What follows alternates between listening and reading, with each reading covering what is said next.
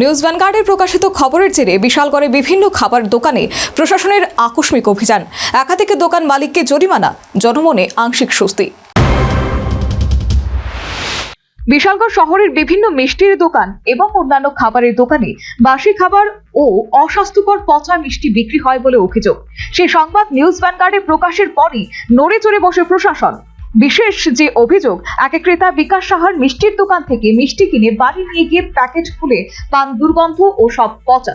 News ভ্যানগার্ডের অভিযোগের পর খবর প্রকাশ্যে আসতেই বৃহস্পতিবার অভিযানে নামে প্রশাসন। ডিসিএম প্রসেনজিৎ দাসের নেতৃত্বে প্রশাসনিক দল সরাসরি বিকাশ সাহার দোকানে হানা দেয়। তল্লাশিতে উদ্ধার হয় ডোমেস্টিক সিলিন্ডার, বিপুল সংখ্যক অবৈধ প্লাস্টিক ক্যারি ব্যাগ এবং অস্বাস্থ্যকর পরিবেশে তৈরি খাবার। খাদ্য নিরাপত্তা বিধি মানা হচ্ছে কি? মেয়াদ উত্তীর্ণ উপকরণ ব্যবহার করা হচ্ছিল না তো?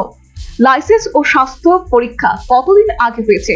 নিয়মিত পরিদর্শন কেন হয়নি? সাধারণ মানুষের স্বাস্থ্যের সঙ্গে এমন ছিনিমিনি খেলতে দিল কে?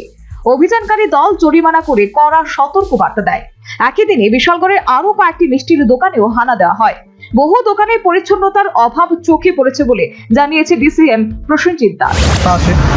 সবাই এসে যেটা পেলাম যে উনি যে পত্রিকা দিয়ে যে দোকানে গিয়ে দেখলাম যে উনি দোকানে পত্রিকা দিয়ে এসে খাবার দিচ্ছে, যেটা মানে লুচি, যেটা এটা পত্রিকা দিয়ে দিচ্ছে। আমরা ওনাকে অ্যাওয়ার করলাম যেটা কী করে হয়।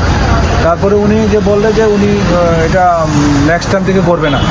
এইভাবে আমরা তাদের থেকে আরও যে তাদের যে পরিকাঠামোগত যে জিনিসগুলো আছে অনেকগুলা, যেটা আমাদের সেই ঠিকভাবে হচ্ছে না, তার জন্য আমরা ওনাকে বিভিন্নভাবে অ্যাওয়ার করেছি।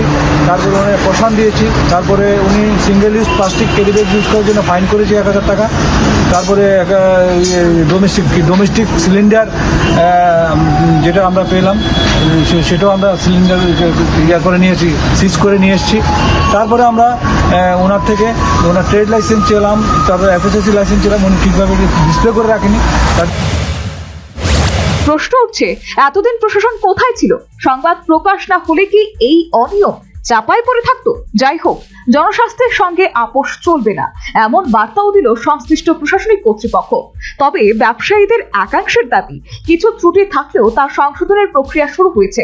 কিন্তু সাধারণ মানুষের দাবি স্পষ্ট, বিপজ্জনক খাদ্য বা পচা মিষ্টি নয়, নিরাপদ স্বাস্থ্যকর খাবারের অধিকার চায়। Bureau report, news vanguard.